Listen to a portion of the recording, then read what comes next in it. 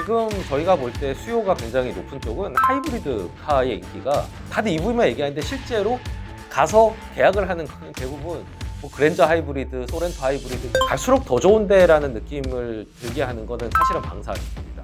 전체적인 뭐 국제 정세라든지 그리고 우리나라 방산 업체를 알면 알수록 굉장히 경쟁력이 높다는 생각이 들고 가치 투자자다 보니까 이 업종은 좀 많이 싼 것 같아라고 생각되는 이 업종이 물론 가장 논쟁적입니다. 그러니까 딱 들으셨을 때 아마 야 어떻게 저런 거를 이미 끝났잖아 라고 얘기하시거나 뭐 앞이 안 보이는데 그러니까 싼 겁니다 사실. 예, 그래서 한번 가보실 만한 거는 전 대표적으로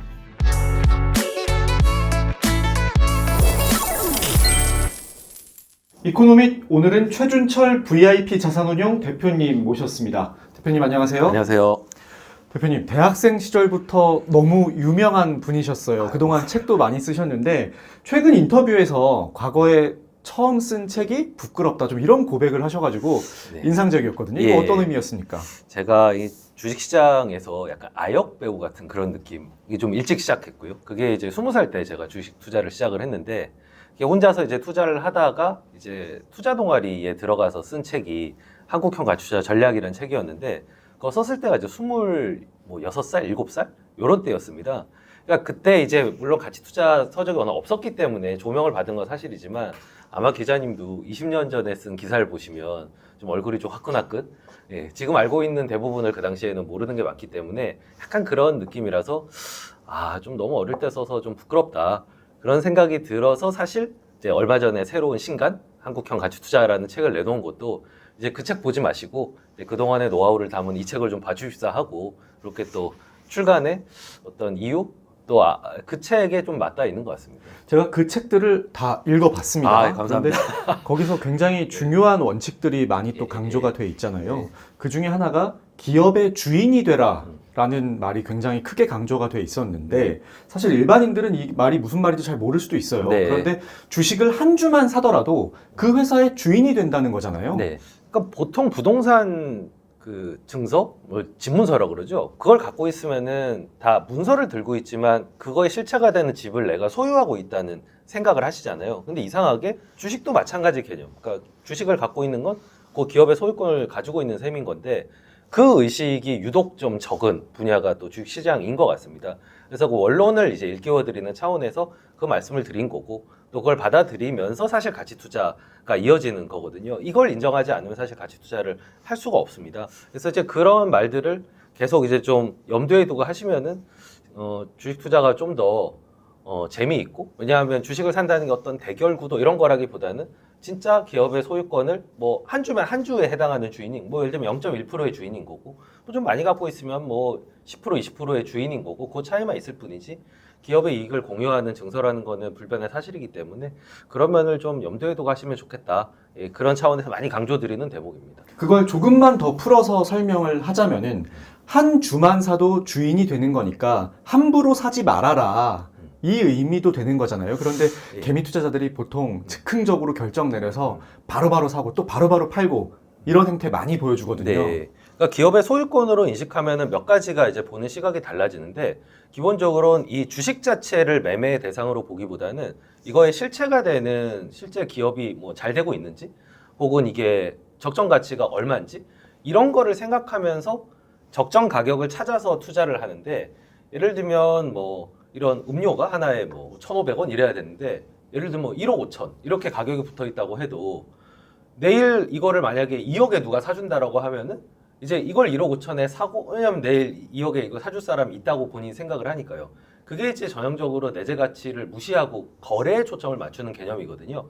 근데 이거의 본질 가치는 그냥 한 뭐 2,000원 정도 된다라고 하면은 뭐 1,500원에 살만도 하고 그리고 2,000원이 되면은 좀 팔 수도 있고 이렇게 이제 행동 자체가 달라지게 됩니다. 그러니까 기업의 소유권의 실체를 분석을 하느냐 안 하느냐 혹은 가격을 부여할 때 실체와 비교해서 하느냐 안 하느냐 이렇게 행동이 달라지게 되는 거죠. 그 대표님이 쓴 책 중에 이런 내용도 있었습니다. 교만이 화를 부른다라는 내용이 강조된 부분이 있었거든요. 근데 주변에서 이런 친구들 많습니다. 불장해서 돈 조금 벌었다고 흥청망청 쓰다가 곧이어 급락장을 맞이해서 눈물을 흘리는 이런 경우 진짜 많이 봤거든요. 결국에는 위기에서 진짜 실력이 나오는 거잖아요.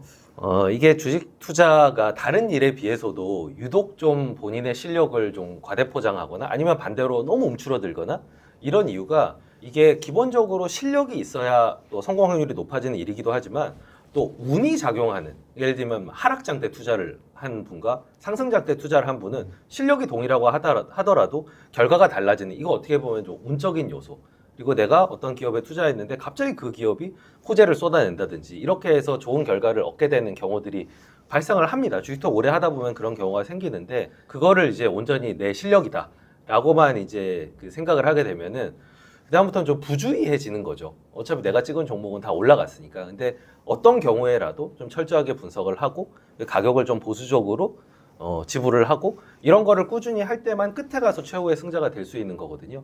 그러니까 이게 한마디로 얘기하면 이제 교만하게 된, 그 결과에 대해서 교만하게 되는 건데, 이 교만함이 결국은 이 투자 성공 확률을 오히려 낮추는, 본인은 성공 확률을 높게 생각하니 괴력이 굉장히 커지는 거죠.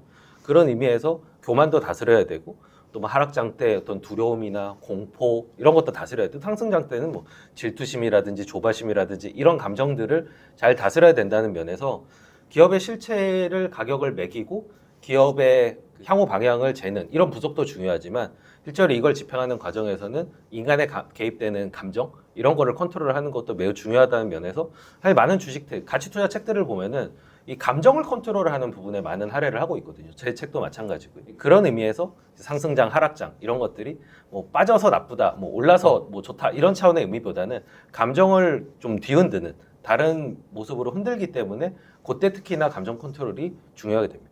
대표님이 예. 말씀하신 것처럼 대표님 스스로도 그동안 성장을 하셨지만 시장 역시 많이 바뀌었잖아요. 특히 가치 투자라는 것도 본질적인 변함은 없겠지만 가치 투자의 개념도 많이 바뀌고 있고 이 패러다임이 좀 변화하고 있다라는 생각이 들거든요. 대표적으로 엔터주를 바라보는 시각이 많이 바뀌었다. 이런 생각이 들더라고요.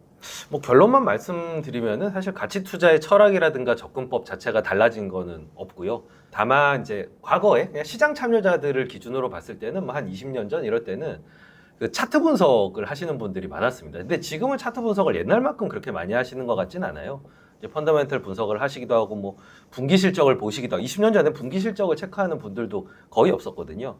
그거는 달리 얘기하면은 뭐 그 가치와 가격 간의 괴리가 과거만큼 막 엽기적으로 벌어진, 그거보다는 그래도 좀 더 정보가 반영되는 속도나 뭐 정보가 유통되는 그런 파급력이나 이런 것들이 좀 달라진 면은 확실히 있긴 하지만, 기본적으로는 뭐 저는 참여자들의 어떤 감정이라든가 그런 감정을 투입하는 이런 것들은 다 그대로기 때문에 사실 그걸 극복해야 되고, 그리고 좀 더 남들이 찾지 못하는 가치를 발견해야 되고, 뭐 이런 접근법은 크게 달라졌다고 생각하지는 않거든요. 다만 이제 질문을 하실 때 사실 이제 가치 투자하면 떠오르는 그런 전형적인 산업들, 이거를 이제 많이들 생각하시는데 그게 바뀌어온 건 사실입니다. 근데 저희의 관점은 어떤 옛날에 예를 들면 조선주 2000년대 뭐 초중반에 저희 조선주 굉장히 많았었는데, 그때는 조선주가 그렇게 각광받지 못하던 시절이었었거든요. 근데 그게 2007년, 8년에 가서는 또 버블이 생기기도 하고 굉장히 각광받는 그런 산업이 되기도 하고, 뭐 2010년대에는 저희는 화장품을 많이 갖고 있었는데 화장품이 그렇게 성장주라고 생각하지 않다가 갑자기 이제 중국에 이제서 인기를 얻으면서 또 인기주가 되기도 했거든요.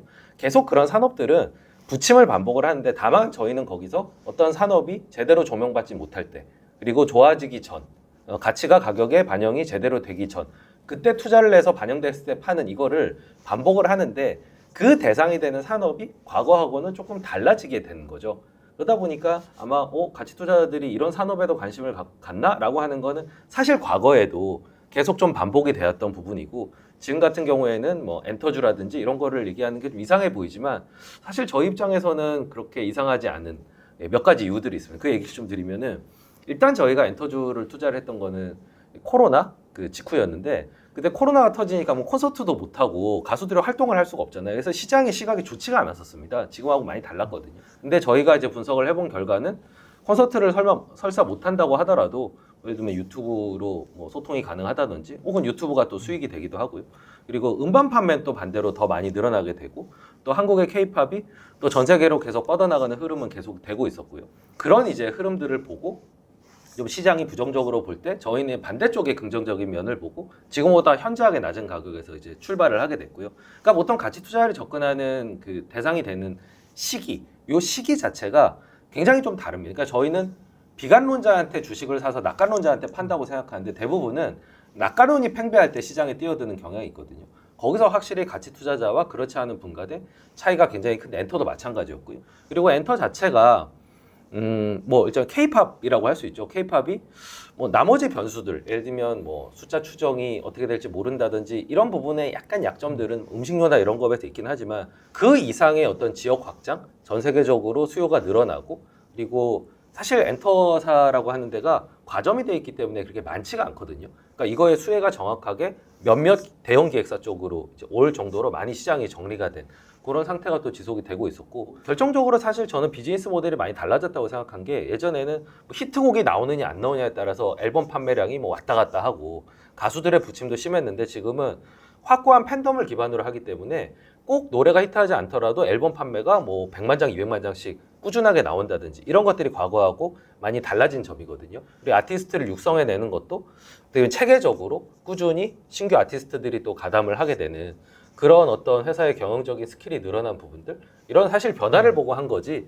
가치 투자자라고 해서 어떤 특정한 업종을 계속 고집을 하고 좋아한다든지 그러지 않고 늘 변화를 쫓아갑니다. 다만 그 변화가 가격에 제대로 묻어있기 전에 투자를 한다 이런 점들이 좀 다른 거죠. 지금 말씀하신 거의 핵심은 예측 가능성이거든요. 네. 지금 얘들이 이렇게 됐을 때 충분히 떠서 글로벌하게 영향력을 발휘할 수 있겠구나라는 분석이 가능해야 되는데 이거 너무 어려운 영역이거든요. 네. 지금이야 저희가 뭐 BTS다, 뭐 블랙핑크다 너무 유명하고 글로벌하게 성공한 빅스타들이지만 아닌 경우도 사실 너무 많잖아요. 중간에 사라져버린 그룹도 많고 또 다른 이제 개인 사생활 리스크라든가 고려할 요소들이 너무 많은데 이런 것들이 충분히 대표님 입장에서는 분석이 가능한 영역 안에 있었다는 말씀이신 거잖아요. 기본적인 프레임으로 말씀을 드리면 어떤 기업이든 좋은 면만 있는 기업도 없고 나쁜 면만 있는 기업도 없습니다. 그러니까 좋은 면과 나쁜 면이 섞여 있는데 나쁜 면보다 좋은 면이 좀 더 많은 게 아무래도 투자 대상이 될 테고요.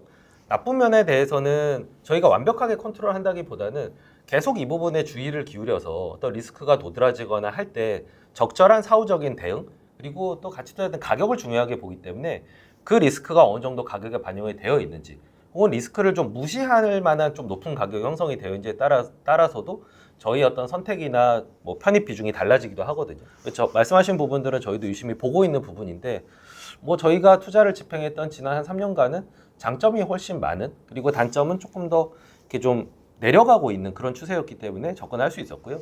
당연히 이제 많은 분석, 많은 시간과 에너지를 들여서 분석을 했죠. 저희에게도 좀 생소한 분야긴 했지만 그걸 극복하기 위해서 또 뭐 그 앨범 뭐 스케줄이라든가 이런 것도 파악하고 심지어는 전 뭐 보이그룹 콘서트도 가서 그 인기의 비결이나 이런 걸 한번 알아보려고 노력하기도 하고 뭐 저희 아들 딸한테 뭐 요즘에 누가 인기 있어 물어보기도 하고 뭐 각종 데이터를 보기도 심지어 저희 담당 애널리스트는 아이돌 키우는 학원 등록까지 해가지고 그 본질을 파악하기 위해서 노력을 했거든요.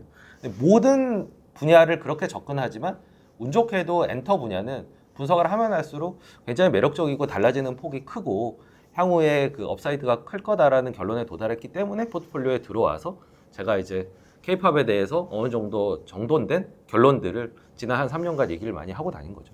엔터주에서 조금 더 올라가면은 K 콘텐츠주로 이 범위를 확장할 수 있을 텐데요. 그렇죠. 최근 넷플릭스에서 우리나라 콘텐츠들이 인기를 끄는 것만 봐도 알 수 있겠지만 굉장히 영향력이 커졌습니다. 이 K 콘텐츠 관련 주식도 굉장히 많잖아요. 네.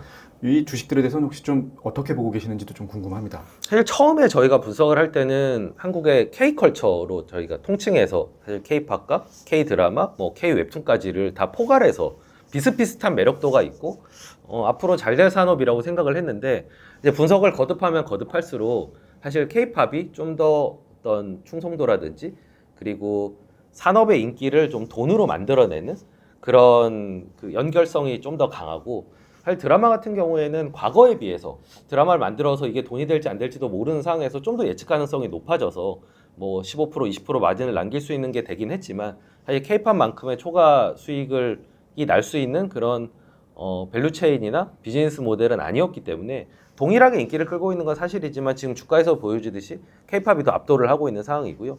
물론 이제 K 콘텐츠 같은 경우에도 지금 당장은 뭐 OTT의 어떤 예산이나 이런 것들이 좀 쪼그라들면서 인기가 없긴 하지만 기본적인 본질적인 경쟁력이 있기 때문에 결국 또 이걸 어떻게 한국의 K 컨텐츠 경영자들이 헤쳐나가고 또 유리한 구조를 만들고 그리고 우리나라 하면 역시 이제 드라마든 뭐든 좀 가성비로 많이 이제 어필을 하게 되는데 이런 가성비로 똑같은 동일한 OTT 예산이지만 뭐 할리우드로 갈게 뭐 우리나라 그 드라마 업체들로 간다든지 뭐 이런 가능성도 여전히 배제하진 않고 있습니다. 근데 동일하게 출발했지만 K-팝이 더 융성할 수 있을 만한 그런 배경이 됐던 거는 사실이고 당시에는 몰랐지만 뭐 분석을 거듭할수록 사실 저희도 K-팝의 비중은 좀 올라가고 K 콘텐츠는 상대적으로 좀 많이 올라가지 못했던 것도 계속 그 격차가 많이 벌어지게 된 하지만 전 계속 봐야 되는 분야라고 생각합니다.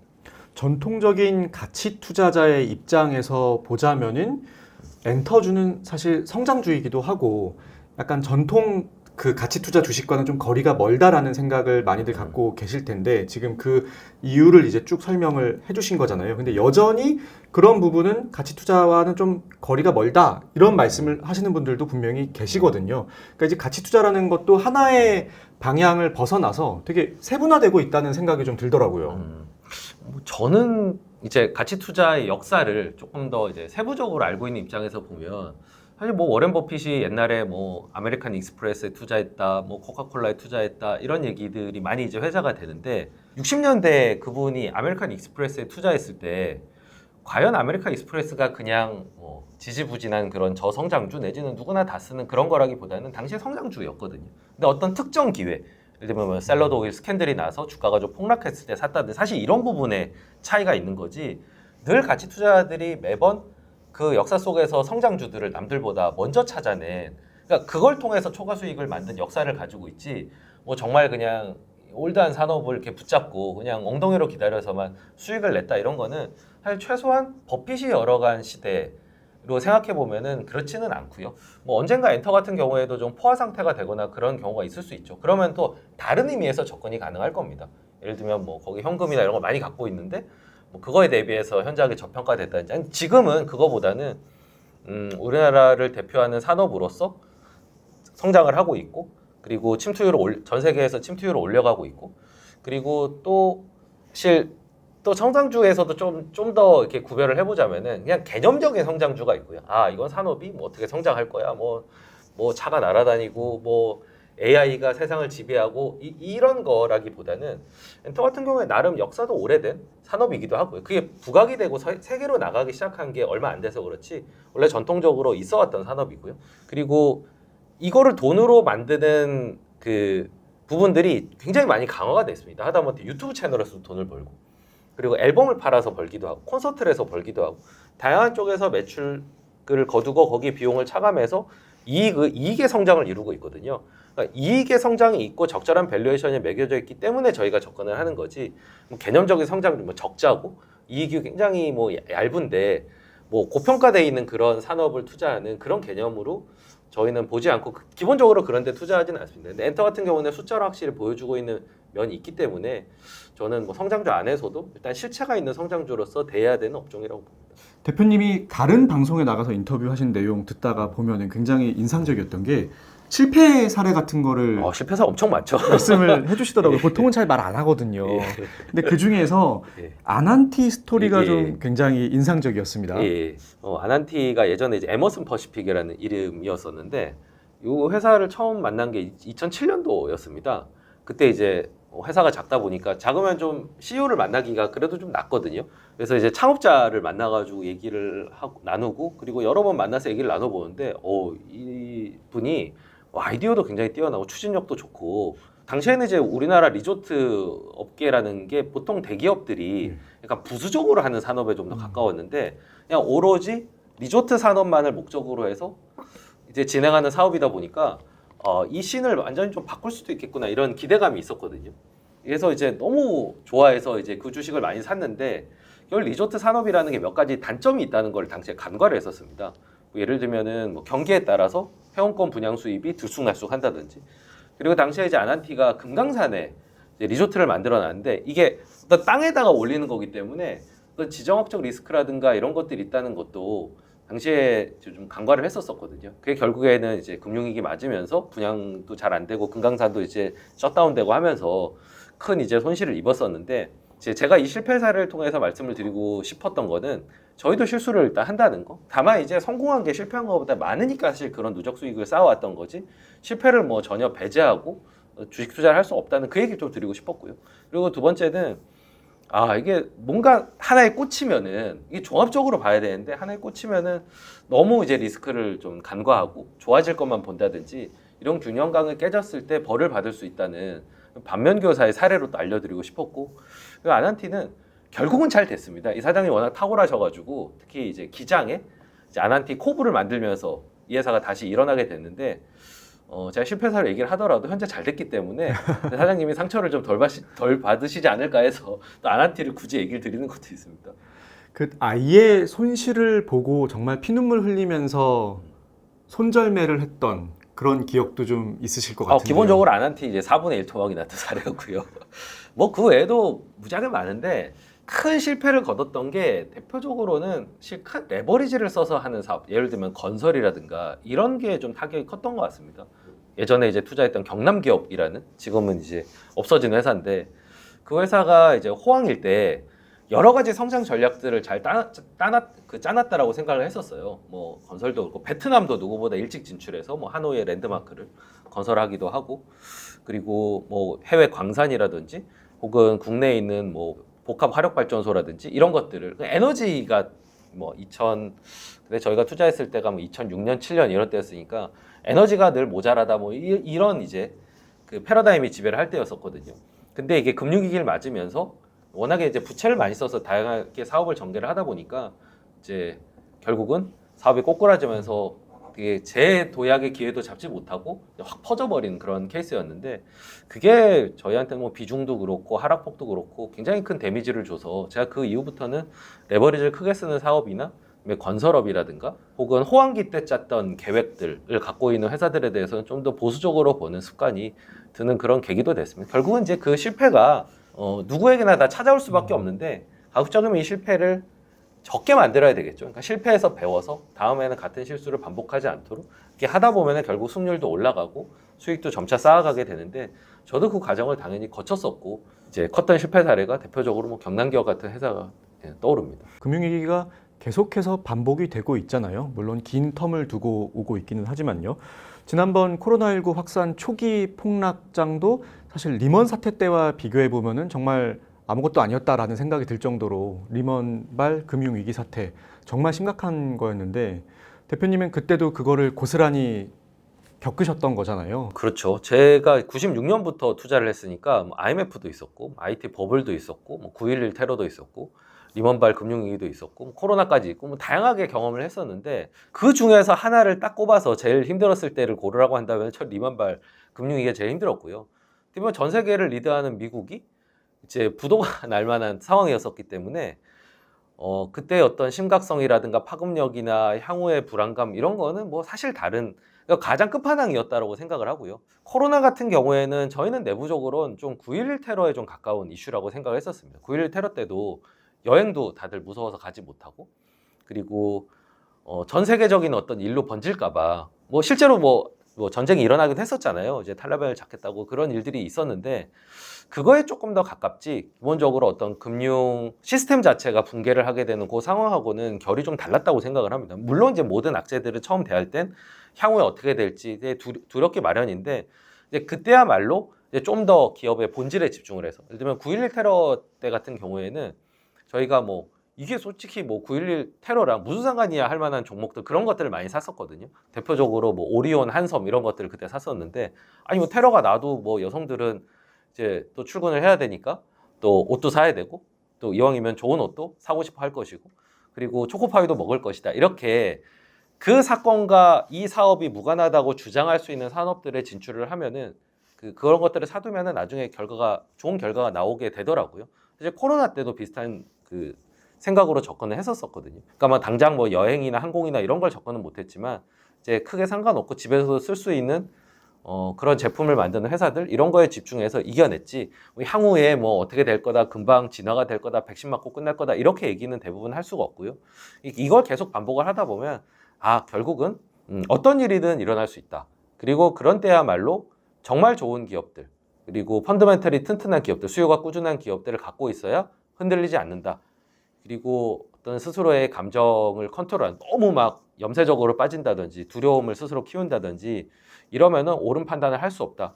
그런 이제 교훈들이 매번 그런 사건들을 겪을 때마다 쌓여왔던 것 같습니다. 그래서 대표님이 장기적 낙관주의자론을 많이 말씀을 하셨잖아요. 근데 이게 결과적인 얘기인 거고 사실 그 끝판왕이라던 그 위기 당시를 떠올려 본다면은 대표님도 그만큼 힘드셨을 텐데 일반 개미 투자자들은 못 버티거든요. 아, 예.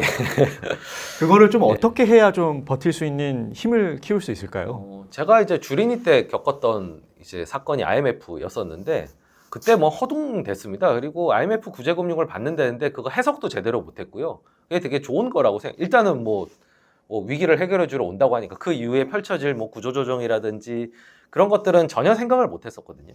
근데 이제 그걸 겪고 나니까 천하의 IMF 사태도 뭐 대략 한 2년 정도 지나니까 이걸 해결을 하고 뭐 금모으기도 하고, 그리고 환율이 굉장히 높았으니까 또 수출 기업들이 또 달러를 벌어 들어오기 시작하면서 회복이 되고 이런 걸 경험을 해서 결국엔 이런 것들을 뭐 기업이든 뭐 사람이든 넓게 보면 인류든 그게 위기가 닥쳤을 때는 해결을 해내는구나라는 신뢰도가 저는 감소하기보다는 좀 더 올라갔고요.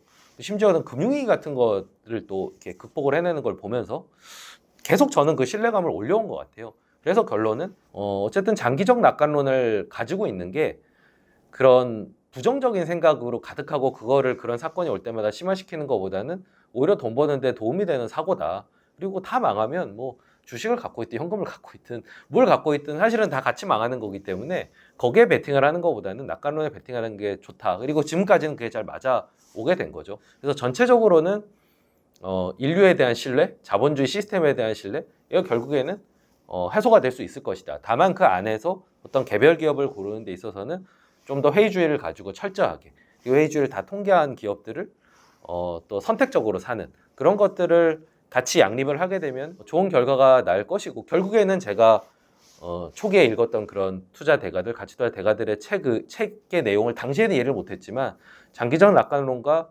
회의주의를 탑재를 하다 보니까 그래서 대가들이 그때 이런 말씀을 하셨고 그리고 이렇게 대응하라고 하셨구나라는 게 최종적으로 이해가 되더라고요. 결국은 이론적인 부분, 그리고 경험들, 그거에 대한 복귀, 그리고 성공의 경험들 이런 것들이 다 쌓이면서 결국 주린이를 탈출할 수 있는 건데 처음에 힘들기 마련이고요. 정말 시작하고 한 3년, 5년 그리고 여러 가지 사이클들을 겪으시면서 포기하지 말고 계속 해 나가시면서 실패와 실수와 관찰을 바탕으로 발전해 나가시면은 결국에는 어느 정도 경지에 다 오를 수 있다. 처음에는 힘들 수밖에 없죠. 대표님이 오리온 투자하셨던 얘기를 주셨는데요. 과거 대표님이 투자하셨던 기업들 중에 식음료주가 좀 많았던 것으로 제가 기억을 합니다. 이게 뭐 강력한 독점력과 뭐 여러 가지 요인들이 있었겠지만 당시 얘기 조금만 더 풀어주시죠. 기본적으로 음식료가 사실 가치 투자자들이 많이 얘기하는 대표적인 업종이고, 뭐 버핏도 코카콜라라든지 뭐 이런 거에 이제 많이 투자를 하다 보니까 그게 이미지가 되게 강화가 됐는데, 어느 정도는 그럴 수밖에 없는 게 이 사람이 먹는 거에 대해서 되게 보수적이거든요. 그러니까 예를 들면 아이스크림만 해도 생각해 보시면은 저희 부모님이 드시던 아이스크림을 아직까지 대부분은 우리 아이들도 먹고 있는, 그러니까 그만큼 입맛이 좀 보수적입니다. 그러니까 뭐가 나와도 사실 메로나랑 월드콘 이기기가 쉽지가 않은 거거든요. 그래서 계속 어떤 기술의 변화에 따라서 새로운 게 나와서 새로운 기술을 옛날 거보다 더 좋다라고 해서 소비자들이 가는 그런 산업보다는 좀 더 예측 가능하고, 그리고 반복 구매 성향이 강하고 특정 브랜드, 특정 제품에 대한 충성도가 강하기 때문에 가치 투자자들이 선호할 만한 그런 뭐 예측 가능성, 경제적 해자 이런 걸 논하기가 좀 더 쉽거든요. 그런 의미에서 음식료 업체들을 많이 접근을 하게 되는데, 근데 이게 음식료 업체를 뭐 산다고 해서 다 오르는 건 아니고요. 돌이켜보면 음식료 업체들도 결국에는 두 가지 중에 하나가 충족이 돼야지 주가가 제대로 올랐던 것 같습니다. 첫 번째는 저희의 동서 사례처럼 가격을 장기적으로 좀 꾸준하게 올리는, 예를 들면 커피 믹스 한 포가 뭐 90원이었는데 이걸 100원, 110원, 120원 이렇게 올리는데 수요가 떨어지질 않아요. 그럼 그게 고스란히 매출과 이익의 성장으로 이어지게 되거든요. 뭐 그런 면모를 갖춘 그런 회사라든지, 혹은 국내에서만 활동하던 회사, 전형적인 내수주였는데 해외로 확장을 하면서 매출과 이익이 커지는, 뭐 대표적인 게 오리온이 되겠죠. 국내에서만 팔던 초코파이를 중국에도 팔고 러시아에도 팔고 베트남에도 팔고 심지어는 최근에 인도에도 팔기 시작했거든요. 그렇게 해서 확장을 해 나가는 곳들이 결국은 그 강점들, 음식료 업체의 강점들을 고스란히 가지면서도 이익이 성장하면서 주가가 조금 더 빨리 올라주는 음식업체 많은데 그 중에서도 잘 선별하면은 괜찮은 업체들을 찾아낼 수 있고, 그리고 이해하기가 좀 쉽잖아요. 누구나 다 쉽게 이해할 수 있고 접근할 수 있는 데이기 때문에 보통 이제 음식료 업체들을 예로도 많이 들고, 뭐 주린이 분들께도 음식료 업체에서 뭔가 좋은 거, 내가 좋아하는 뭐 제품을 만든다든지 이런 회사들을 많이 추천을 드리는 게 그런 배경이 있습니다. 최근 트렌드에 대해서도 좀 여쭤볼게요. 최근 전기차나 2차 전지 관련 기업 주식들이 몇 년 사이에 말 그대로 대폭등을 했잖아요. 근데 일부 가치 투자자분들께서는 오히려 지금 내연기관 제조사들을 더 봐야 될 때다, 그런 말씀을 주시는 분들도 계시더라고요. 물론 전기차 시대가 빠르게 오고는 있지만 이게 하루아침에 오는 것도 아니고, 오히려 또 이 기업들 역시 전기차 시대를 준비하는 동시에 강력하고 탄탄한 현재의 그 내연기관 자동차 시장을 주도하고 있기 때문에 이 기업들이 오히려 저평가되어 있다, 이런 말씀도 주시던데요. 대표님께서는 좀 어떻게 보고 계실지요? 가치 투자자들이 뭐 내연기관도 보자라고 얘기를 하는 건 사실 저는 두 가지 이유가 있다고 생각하는데, 일단 첫 번째는 이 가격을 중요하게 생각해서 그렇습니다. 지금 내연차를 만드는 회사들이 전기차가 각광을 받는 그 짙은 만큼 그늘이 있는 상황이거든요. 그러니까 가격의 메리트가 상당히 있고, 뭐 현대차, 기아차 이런 뭐 모비스 이런 것들이 다 PER이 뭐 4배, 5배 수준이니까 이런 싼 가격일 때 한 번씩 관심을 갖고 보는 게 기본적으로 가치 투자자들의 습성입니다.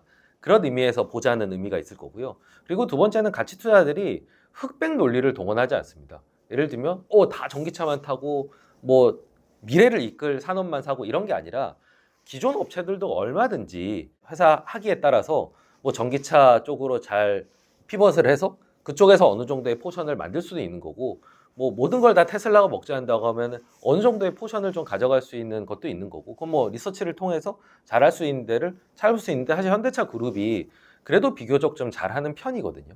그래서 전기차만 보고 뭐 그 2차 전지만 보고 다른 거는 다 안 본다가 아니라, 저희는 또 회사의 가능성, 회사의 운명을 스스로 또 바꿀 수 있는 여지도 있다고 생각하기 때문에 뭐 그런 데도 한번 봐주는 게 좋겠다라는 차원에서 또 말씀을 드리는 부분도 있을 텐데, 저는 뭐 기본적으로는 뭐 옛날 그 생각이 많이 납니다. 그러니까 모바일 시대가 왔을 때, 그러니까 인터넷 시대가 있고 모바일 시대가 있잖아요.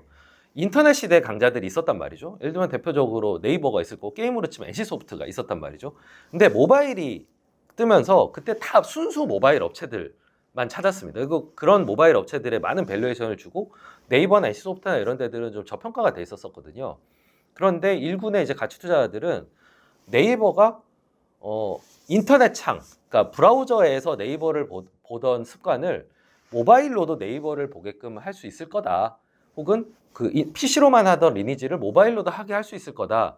근데 실제로 이 두 회사가 그거를 성공을 해냈거든요. 그러면서 순수 모바일 업체들도 뭐 정말 여기서 그 큰 수익을 준 잘된 회사들이 많이 있지만, 또 기존 업체 중에서도 잘 변신을 하고 잘 적응한 곳들은 또 나름의 그 수익을 줬습니다. 그러니까 그런 어떤 사례를 봤을 때는 자동차도 그럴 여지가 있는 거를 완전 차단하지 말고 한번 보는 거는 충분히 의미가 있다. 혹시 결론이 뭐 내연기관은 안 돼? 뭐 어차피 EV만 돼? 라는 결론이 나더라도 한 번쯤은 분석을 해보자는 차원에서 저는 그렇게 조언을 드리고 싶어요. 어때 그걸 사자라는 차원보다는 충분히 변화의 가능성을 체크해보자. 현대기아차 말씀 주셨는데, 사실 현대기아차가 전기차도 굉장히 많이 만들고 있고 생산량을 계속해서 늘려나가고 있는 거잖아요. 동시에 우리나라 기업은 아니지만 폭스바겐이나 도요타 자동차 같은 전통적인 자동차 회사들도 물론 많이 늦긴 했지만, 도요타 자동차도 최근에 전기차 생산 계획 대대적으로 발표하고 여러 가지 모습 보이고 있더라고요. 그래서 개인적으로는 그런 생각도 들어요. 이게 대표님이 보시기에 진짜 전기차가 한 50% 이상 시장을 지배하는 때가 언제쯤 오실 거라고 보시는지, 그런 궁금증도 있습니다. 저도 이제 현재 전기차 탄 지 한 3년 정도 된 것 같은데, 전기차의 메리트가 있습니다. 근데 제가 전기차를 타서 그런지 모르겠는데 생각보다 전기차를 많이들 아직은 안 사세요. 네. 네. 실제로 신차 구매를 내연기관으로 여전히 많이 하시거든요. 그러니까 오히려 지금 저희가 볼 때 수요가 굉장히 높은 쪽은 하이브리드 카의 인기가, 그러니까 다들 EV만 얘기하는데 실제로 가서 계약을 하는 거는 대부분 뭐 그랜저 하이브리드, 소렌토 하이브리드 이런 거 대기도 길고 그런 걸 많이 사시거든요. 아직은 EV만 타기에는 좀 불안하고 좀 불편하고 이런 부분이 아직까지는 있는 거죠. 결국에는 이거를 이제 넘어가면서 전기차가 결국에 보급이 될 텐데, 현대 기아가 지금 정도의 속도로 잘 대비를 하고 그리고 현재 이제 공장도 짓고 그리고 뭐 홀류 생산이라든가 내연기관 만들던 데서 또 전기차를 뽑아낸다든지 이런 걸 적응하기에 따라서 뭐 아주 높은 밸류에이션을 받을 수는 없겠지만 지금 같은 좀 염세적인 그런 시각을 극복해낼 정도의 결과는 보여줄 수 있지 않겠나라는 기대감을 갖고 있고 저는 진짜 현기차가 잘 안 되면 우리나라에 정말 거기에 이제 기대서 먹고 사는 사람들이 정말 많은데 잘 돼야 될 거고요. 근데 그나마 다른 내연기관 폭스바겐 도요타에 비해서 오히려 좀 더 잘하고 있는 거 아닌가? 그래서 저희는 기대를 한번 걸어보는 게 좋겠다. 그리고 엄청난 성과를 내지 않더라도 괜찮은 밸류에이션 수준인 건 맞습니다. PER 기본이 4배, 5배고 현대차 우선주 같은 거는 배당 수익률이 10%가 넘거든요. 기아차도 한 5% 정도 되고 그래서 준정책도 우호적으로 바뀌고 있기 때문에 많은 비중을 실기에는 좀 한계가 있겠지만 뭐 기본적으로는 저는 좀 보고 가야 되는 업종 그리고 보고 가야 되는 타이밍 그러니까 이게 현대차가 알고 보니까 그 전기차에 굉장히 대비를 잘해서 막 뒤에 가서 열강을 하는 것보다는 그래도 지금 봐두는 게 훨씬 가치 투자적이고 그리고 균형 감각 있는 접근 방법이라고 생각합니다. 거기서 조금만 더 추가로 질문 드리고 싶은 게요.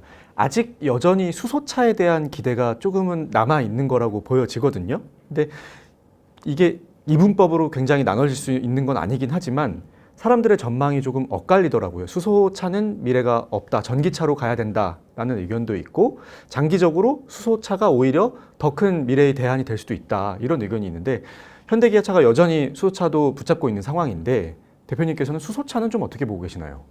소비자들은 그 안에 무슨 기술이 들어갔는지에 크게 관심이 없습니다. 그러니까 뭐 LFP 배터리냐 뭐 그 우리나라의 어떤 그런 2차 전지냐 이거 가지고 좀 말들이 많은데 사실 소비자는 그 관심이 없고요. 나의 니즈를 만족시켜 줄 수 있고 좀 비교적 가성비가 있고 그리고 그 용도에 맞으면은 구매를 하는 거거든요. 그러니까 이제 투자적인 시각에서 보기보다는 가치 투자들은 소비자적 시각을 같이 이제 엮어서 보면서 이 균형점을 잡아가는데 저는 수소도 수소 엔진으로 돌릴 때 더 효용이 생기는 분야 쪽에서 자리를 잡을 거라고 봅니다. 그러니까 승용차 쪽은 저는 아니라고 보고요. 승용차보다는 뭐 대형 상용차, 뭐 트럭이라든지 트레일러라든지 이런 쪽 혹은 그 날아다니는 거는 어떻게든 가벼워야 되기 때문에 그리고 좀 오래 떠 있어야 되고 그런 쪽에서는 저는 수소 연료전지가 탑재될 가능성이 있다라고 보거든요. 근데 그것도 지금 저희가 토의에서 수소는 이렇게 될 거다. 그렇게들 많이 미래를 예견할 거라고 생각하는데 저희는 정말 이 부분들을 이런 성장 산업들을 계속 실시간으로 판단하면서 판단을 보정해 나갑니다.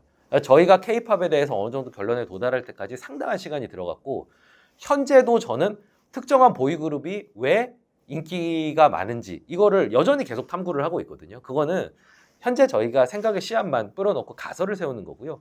계속 새로운 정보를 받아들이고 관찰하면서 이거를 잡아 나가는 겁니다. 현재적 가설은 수소는 대형 상용차와 날아다니는 것들에 주로 쓰이게 되지 않을까.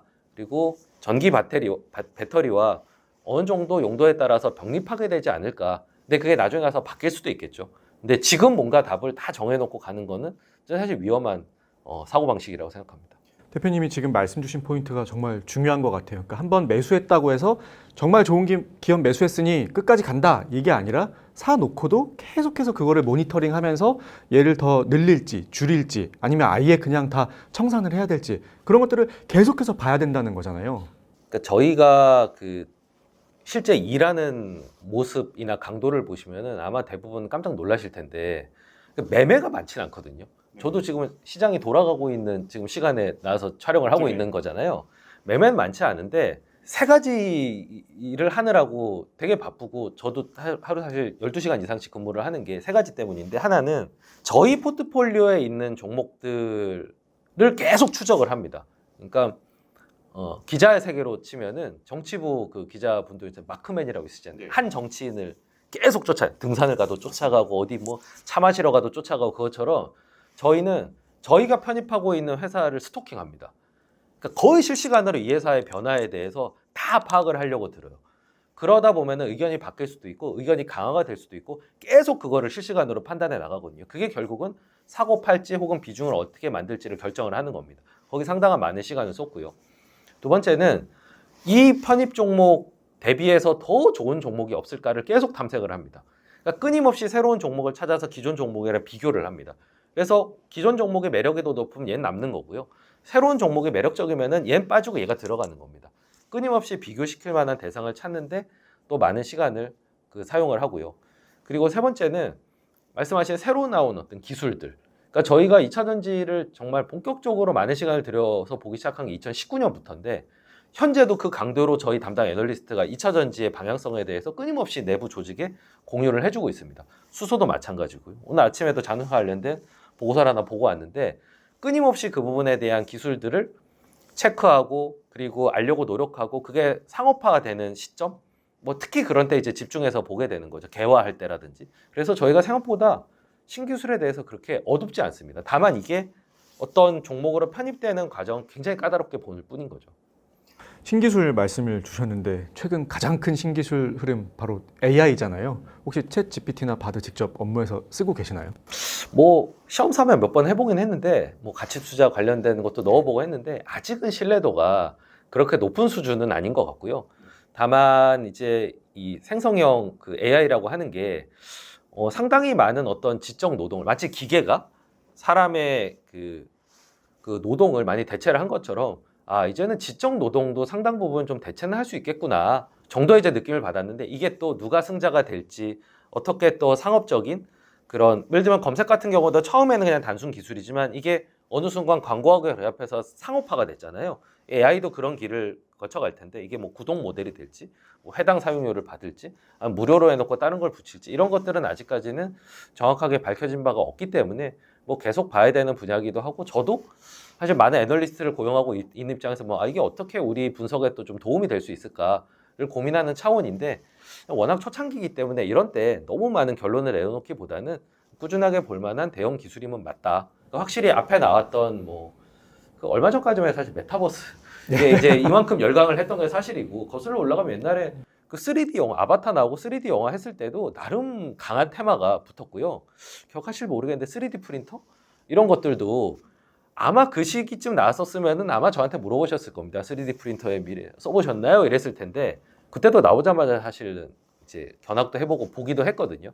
근데 그렇게 될지 아닐지는 계속 이제 봐야 되겠죠. 근데 저는 앞에 나온 기술들보다는 그래도 좀 더 게임 체인저가 될 수 있는 가능성은 높다. 하지만 주식을 투자하는 어떤 저희처럼 개별 종목을 고르는 입장에서 보면 아직은 그렇게까지 연결할 만한 단계는 아니다라고 봅니다. 지금 말씀하신 거 듣고 생각해 보니까 불과 몇 년 전까지만 해도 진짜 3D TV 그리고 뭐 3D 안경 이런 것도 있었고 뭐 메타버스 시대가 올 거라고 해갖고 굉장히 또 유행처럼 번졌다가 순식간에 또 사라져버리고 그 대표적인 이제 케이스로 메타가 많이 언급이 되잖아요. 아예 회사 이름까지 메타로 네. 바꿨는데 정작 메타버스 시대는 오지 않고 AI로 완전히 트렌드가 넘어가 버리는 상황이 돼버렸는데 이 말씀을 드린 이유 중에 하나가 대표적인 테크 기업들이 AI 유행과 맞물려 갖고 굉장히 지금 주가가 빠르게 치솟았는데 국내 테크 기업들은 오히려 AI의 변화에 대응하지 못하고 있다라는 평가를 또 하기도 하고요. 대표적으로 네이버와 카카오 얘기를 많이 하거든요. 그래서 국내 거대 테크 기업들 평가 어떻게 하시는지도 좀 궁금해서 여쭤보려고 합니다.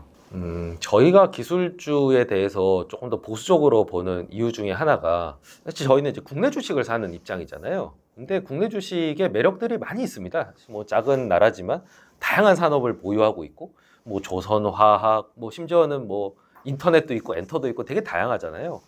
근데 그 중에서도 기술이 조금 걸리는 부분이 일단 우리나라는 소프트웨어보다는 하드웨어가 좀 더 강하고요. 뭐 반도체라든지 이런 쪽이 강하고 그런 회사들이 훨씬 상장된 기업들이 많고요. 그리고 표준을 주도하기에는 좀 한계가 있습니다. 표준은 아무래도 뭐 미국이 주로 주도하고 실리콘밸리가 주도하기 때문에 그런 쪽으로 산업이 전개가 되면은 우리나라 기업들이 반대로 좀 힘들어질 수 있고요. 대신 이제 네이버 같은 경우는 어떤 언어적인 장벽을 통해서 우리나라 사람들이 우리나라의 정보를 검색하는데 최적화된 기술로 떠올랐는데 이제 AI 같은 경우가 과연 그럼 언어적인 부분들을 얼마나 극복할지 혹은 네이버가 우리나라 언어적인 특성을 살린 AI를 잘 만들어내 아직은 제품을 제대로 보질 못했기 때문에 판단하기 좀 힘든데 표준과 관련된 문제에 있어서는 저는 항상 경계심을 좀 세우는 편입니다.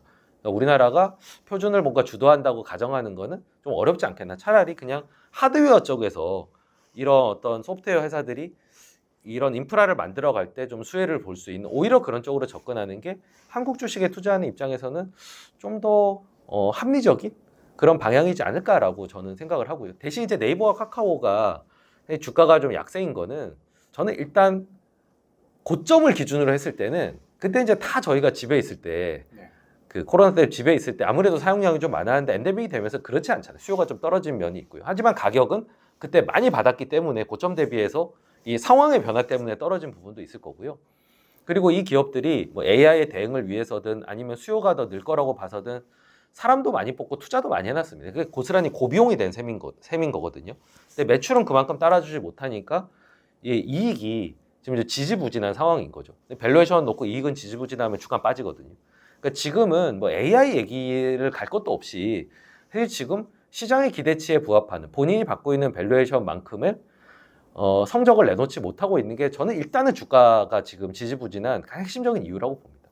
이 가치투자의 시간입니다. 사실 돈을 못 버는데 기대감이 크면 저는 엄마가 예를 들면 얘는 전교 1등 할 거라고 기대했는데 성적을 받아와서 너 몇 등 했니 이랬는데 10등 했어. 잘한 거잖아요. 전교 10등을 했는데 엄마가 이렇게 침울한 표정을 이거 사실 기대치와 결과값의 문제거든요. 근데 맨날 놀고 기대도 아무것도 안 했는데 뭐 엄마 저 전교에서 100등 이랬는데 우리 아들 5등 파티하자. 이건 기대치가 낮았던 때문이거든요. 주식 기본적으로 기대치, 그러니까 가격으로 표현되는 기대치와 실제치와의 상관관계에 따라서 주가의 움직임이 있습니다. 지금 네이버, 카카오가 그런 트랩에 걸렸다고 봐야죠. 시장 표준을 또 말씀 주셨는데요.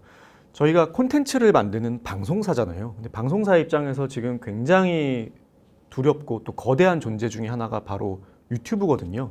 원래 우리나라만큼 토종 검색 엔진이 꽉 자리를 잡고 있었던 나라가 진짜 없었잖아요. 근데 지금 동영상 시장에서는 거의 뭐 유튜브가 지금 우리나라를 완전히 지금 평정을 해버렸거든요. 그래서 이렇게 시장 표준이 돼버렸고 앞으로 이 시대가 변하는 것만큼 이 네이버와 카카오가 그거를 변화해서 따라잡기가 점점 더 어려워지는 거 아닌가 네. 그런 생각이 좀 들더라고요. 근데 이 변화에 적응 못하면은 유튜브만 그렇겠습니까? 사실 SNS도 예전엔 뭐 싸이월드 쓰다가 페이스북으로 그러니까 외산 SNS를 지금 카카오 스토리는 아무도 안 쓰잖아요. SNS가 대표적인 케이스거든요. 그러니까 그거는 뭐 한국인이 한국인하고만 교류하고 싶지 않고 뭐 전 세계로 뭐 관계라고 하는 건 넓어지면 넓어질수록 효용이 있는 거니까 그런 면에서 표준을 주도하는 데 비해서 경쟁을 가지기 힘들었다고 볼 수 있고요. 영상은 조금은 스토리가 다른데 이게 워낙에 고비용이고 그리고 저작권 문제나 이런 것들이 첨예했기 때문에 네이버가 영상 사업을 처음엔 네이버도 유튜브랑 비슷한 걸 했었거든요. 근데 접어버렸습니다. 그러면서 이제 유튜브한테 헤게모니를 내준 케이스가 꾸준히 유지가 지금은 이제 따라잡기가 어려운 상황이 되어버린 셈이거든요.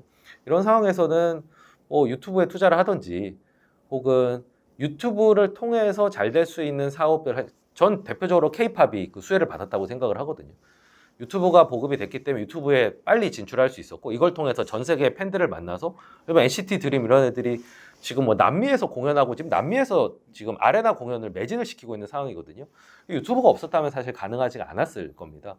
그런 면에서 이제 저희는 지금 유튜브를 뭐 대신할 이런 거보다는 유튜브를 통해서 좀 더 흥할 수 있는 사업들 이런 걸로 뭐 시각을 바꾼 지가 꽤 오래됐고요.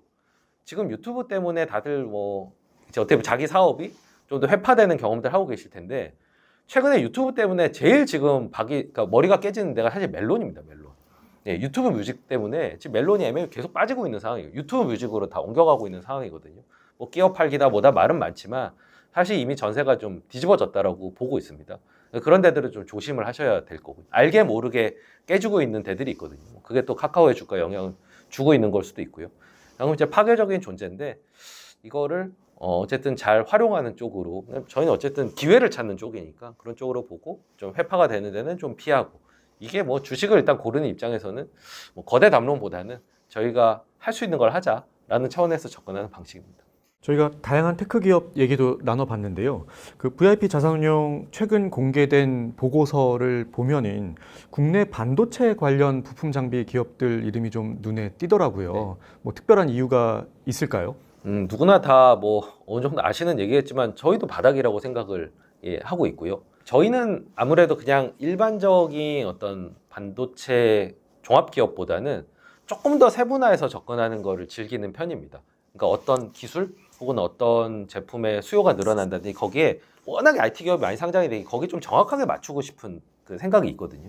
그런 면에서 골라진 종목들 아무래도 뭐 소재라든지 뭐 장비라든지 그런 것들이 어떤 전체적인 틀은 어쨌든 바닥이지만 개별적인 어떤 흐름들을 세부적으로 분석해서 곡이 가급적이면 잘 맞는, 그러니까 잘 될 거 같은 곳들인 거죠.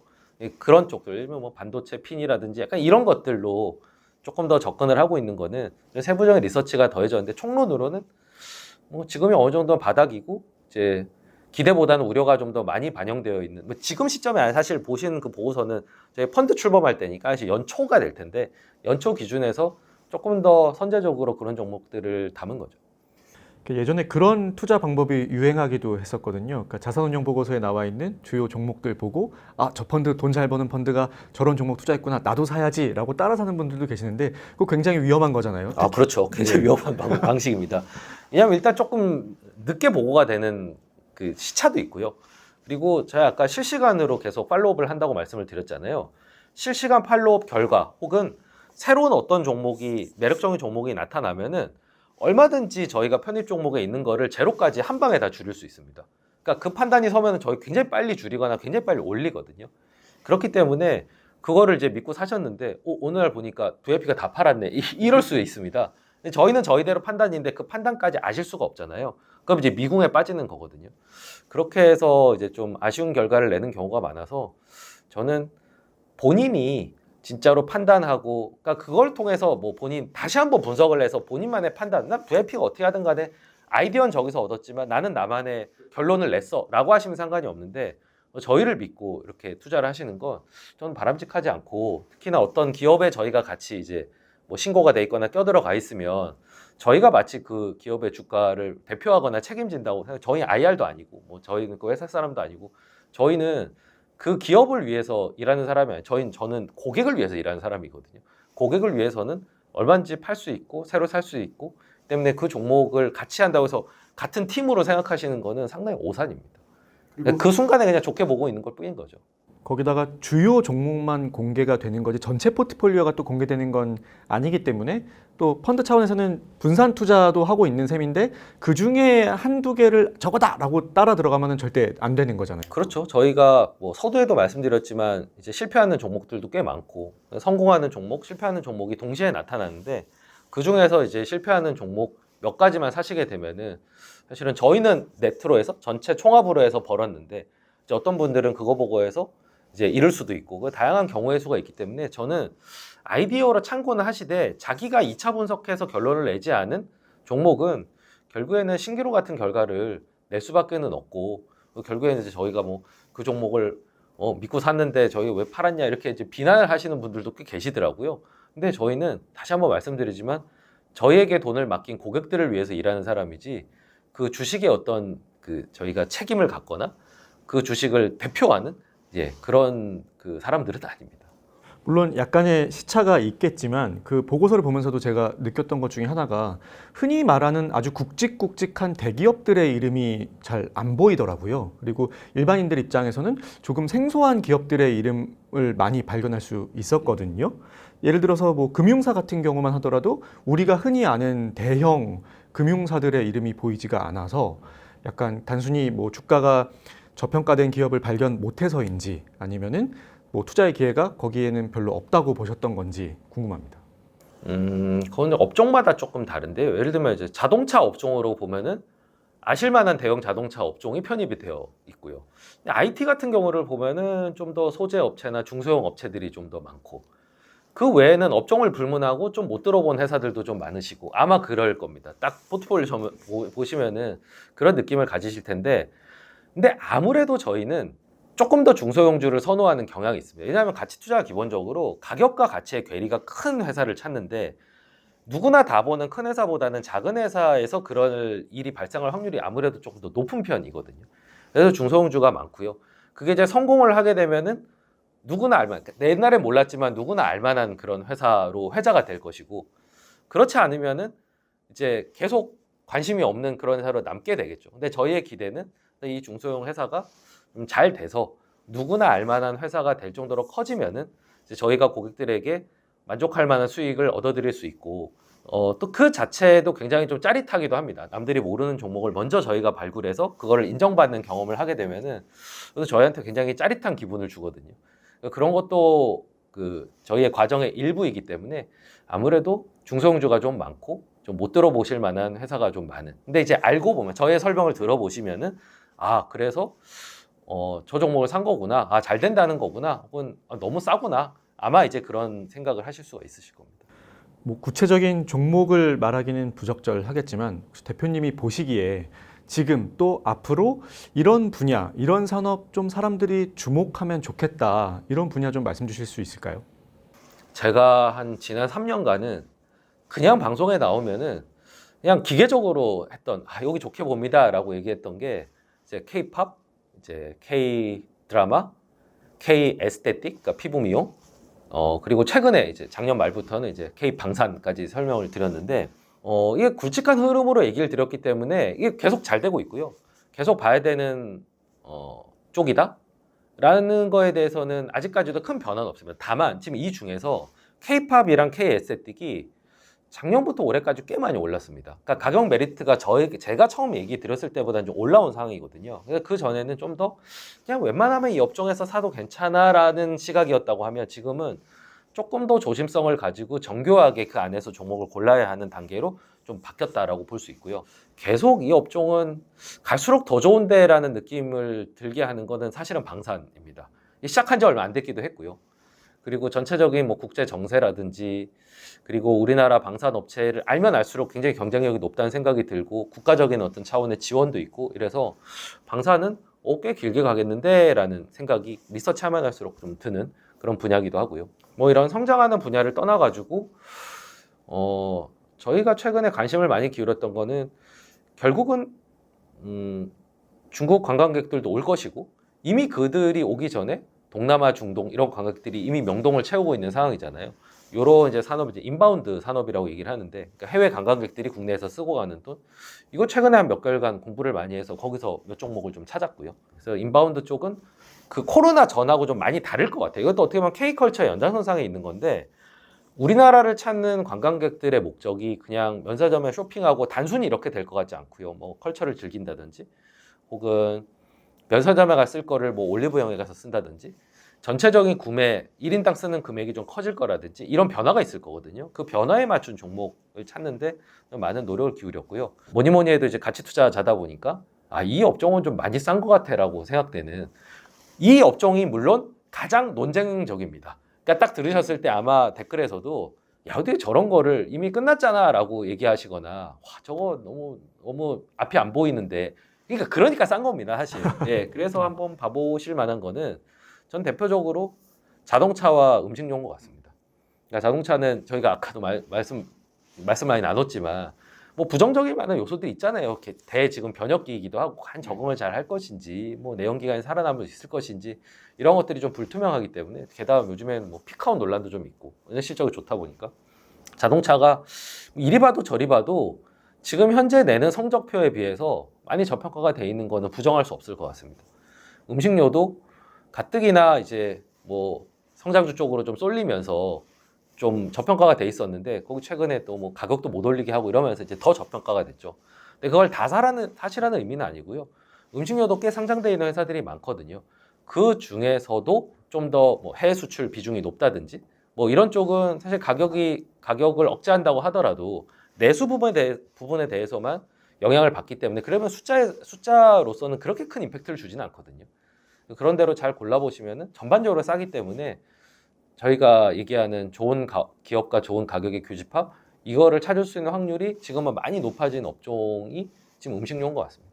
저희가 음식료나 뭐 K-팝, 뭐 자동차 앞서 쭉 얘기를 했었는데 방산주는 얘기를 지금 대표님께서 처음 꺼내셨거든요. 네. 근데 궁금한 게 흔히 방산주라고 하면은 로키드 마틴을 필두로 한 세계적인 탄탄한 방산 기업들이 굉장히 꽉 잡고 있는 시장이잖아요. 최근에 물론 우리나라 방산 기업들이 주목을 받고 있다고는 하지만 이게 가격만 싸서인지 아니면은 앞으로 우리나라 방산 기업들이 이런 글로벌 방산 기업들과 견주었을 때도 모든 면에서 한번 해볼 수 있을 만큼의 성장 잠재력도 갖고 있다고 보시는 건지. 그 비유를 드리자면 네. 제가 일단 JTBC에 와 있으니까 어떤 산업은 전망도 중요하지만 경쟁도 중요하거든요. 그러니까 똑같은 이 방송 사업을 하시더라도 이 상암에 있는 다른 방송국들이 다 문을 닫으면요. 그냥 방송에 나와서 아무 말만 해도 광고가 붙을 겁니다. 그러니까 경쟁은 그런 겁니다. 근데 아무리 컨텐츠를 잘 만들어도 여기 이제 방송사가 한 30개쯤 있으면은 각자 정말 그 빈곤에 허덕일 수밖에 없거든요. 경쟁이라는 차원으로 저희가 바라보는 면이 있다는 걸 얘기를 드리고 싶고, 두 번째는 니즈, 그러니까 소비자의 수요라고 하는 게 이게 희한하게 계속 변합니다. 어떤 상황에 따라서. 예를 들면 모든 방송국들이 공중판 답이 없어, 종편 답이 없어, 이러고 다 유튜브로 왔는데 갑자기 소비자들이 유튜브 지겨워 이러고는 계속 테레비만 봐요. 그러면은 남아있는 종편을 고집했던 데들이 그걸 싹 다 먹는 거거든요. 그러니까 꼭 유망한 분야만이 늘 최고의 성적을 기업들에게 갖다 주는 게 아니라는 겁니다. 이게 말을 좀 길게 한 게 이 비슷한 상황이 전개돼서 그런 건데, 우리나라 방산업체들은 최신 무기라기보다는 재래식 무기를 많이 만들고요. 우리나라는 재래식 무기가 필요한 나라예요.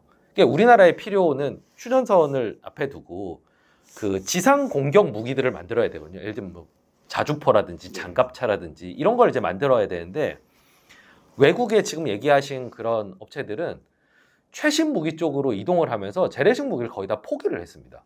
그래서 다들 전쟁이 나면은 스타워즈 할 줄 알았는데, 이게 우크라이나 러시아 전쟁을 보니까 이게 뭐 참호전하고 포 쏘고 뭐 이런 이게 재래식 전으로 양상이 전개가 되고 있거든요. 게다가 이 전쟁을 보면서 불안감을 느끼는 데들이 러시아랑 맞닿아 있는 곳들입니다. 예를 들면 대표적으로 폴란드 같은 곳이 되겠죠. 예. 근데 여기 딱 보니까 이 첨단 무기가 문제가 아니라 재래식 무기를 국경에다가 박아놔야지 전쟁을 억제하거나 전쟁에서 이길 수 있다라는 판단이 들어서 재래식 무기를 사려고 딱 보니까 이걸 만들고 있는 데가 거의 없는 거죠. 기껏해야 독일이랑 우리나라 정도가 될 텐데, 독일은 자동차도 잘 만들지만 탱크나 이런 거 자주 잘 만들거든요. 근데 문제는 비싸고요.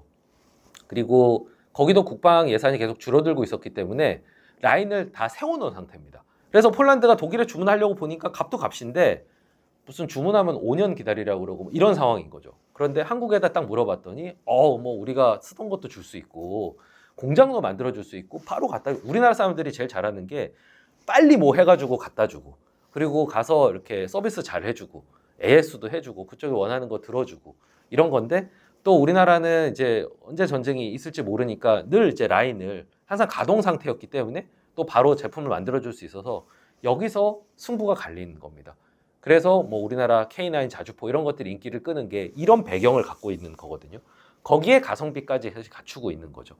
그리고 그 방산이라고 하는 게 기계, 전자, 화학 이런 것들이 다 통째로 들어가는 건데, 이 기술이 다 우리나라가 좀 잘하는 분야입니다. 누적적으로 많은 완성도를 올려놓은 쪽이거든요.